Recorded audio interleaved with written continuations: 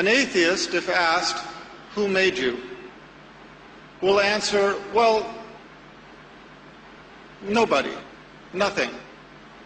We, as a creation, are the result of the Big Bang, which brought the universe into existence, and we are the result of evolution, which brought life into existence and the diversity of life as we know it. That is the atheist answer. But does that answer make sense? I would submit that it does not, and here is the evidence. To begin with, let's look at the Big Bang. First of all, let's understand that the Islamic religion does not have any problem with the Big Bang. Islamic religion does not deny that the Big Bang happened. The Islamic religion, however, teaches that the Big Bang was under the control of the Creator.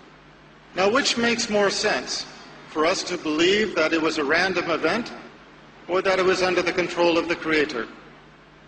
To begin with, the Big Bang did not start with the explosion. The Big Bang started long before. Before the explosion, there was a primordial dust cloud, a dust cloud in the nothingness of space, which drew together as a massive hyperdense core of mass and energy, and it was that exploded. So, where did this dust cloud come from? Where did the primordial dust, where did the energy come from for this explosion? If there is one thing we know from science, it is that we do not get something from nothing. In the explosion, it was the greatest explosion in the history of our universe. It blew everything outward to the universe as we have it today, which is expanding as we know it. And yet we are to believe that this supposedly random event resulted in the perfection of the universe as we know it, whereas any other explosion results in destruction and chaos. We are to believe that the Big Bang resulted in the perfection of the universe as we know it. This is an example where science contradicts science. What do I mean by that? If you are going to explain the universe on the basis of science, you cannot have science contradicting the science that explains the existence of the universe. In science, there is a general principle called entropy. Entropy is the principle that unless there is a greater control over a process, the process tends to chaos. Now let's put it into real-world terms. It does not matter whether you are talking about your child's bedroom, the kitchen sink, your workplace, or a complex chemical reaction. If it is not under control, it generates into chaos.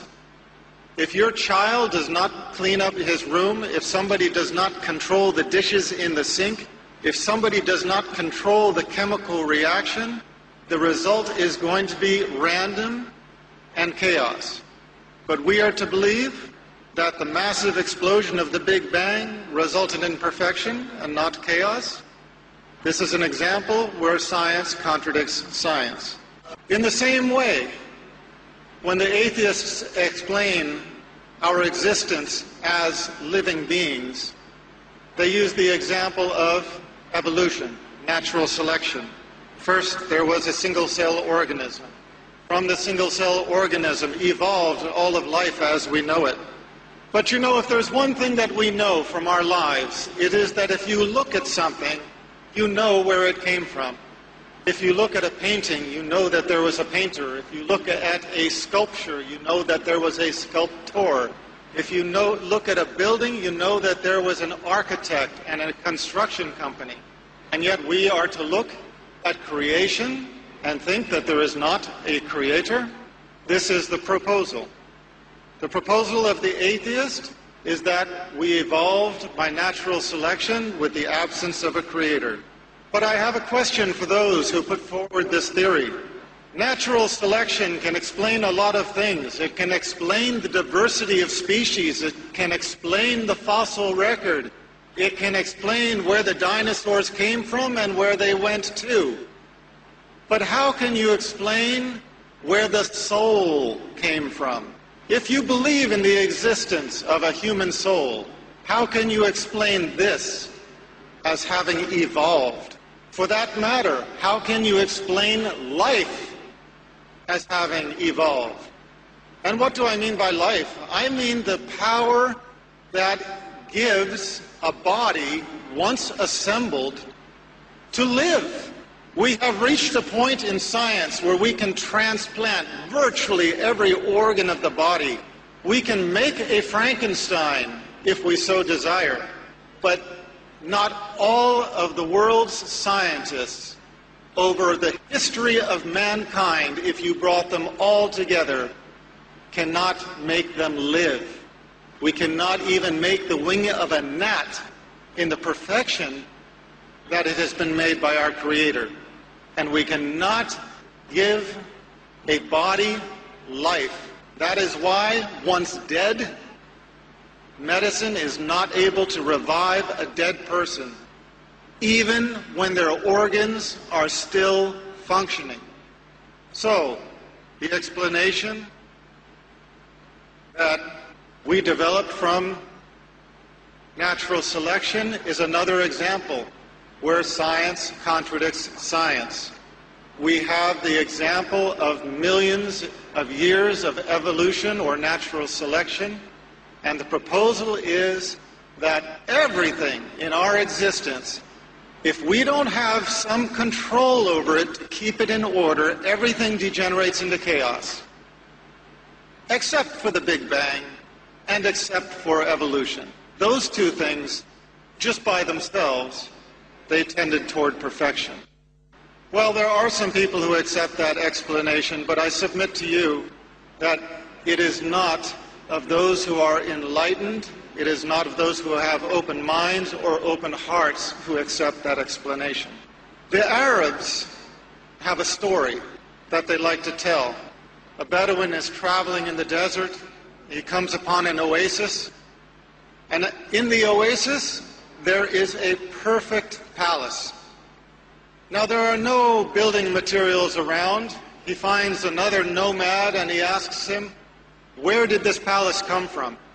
And the nomad said, "Oh, subhanallah, glory to be our Creator, you would not believe where it came from. First, the wind blew so hard that it shaped the rocks into perfect cubes with square edges.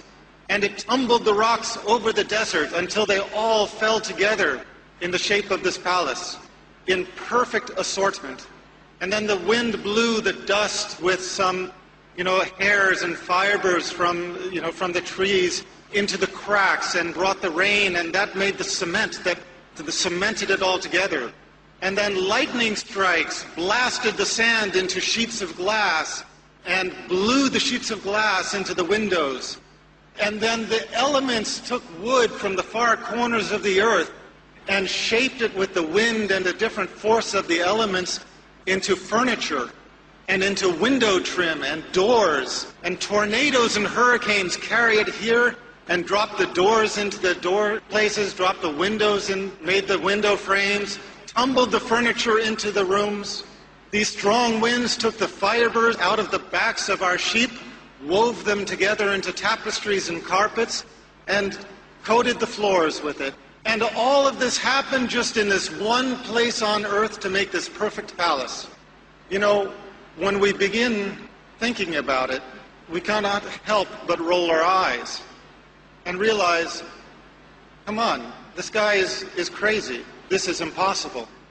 And yet what we are told to believe is that the Big Bang and natural selection, through the two most climactic events in the history of creation, accomplished something even greater than this.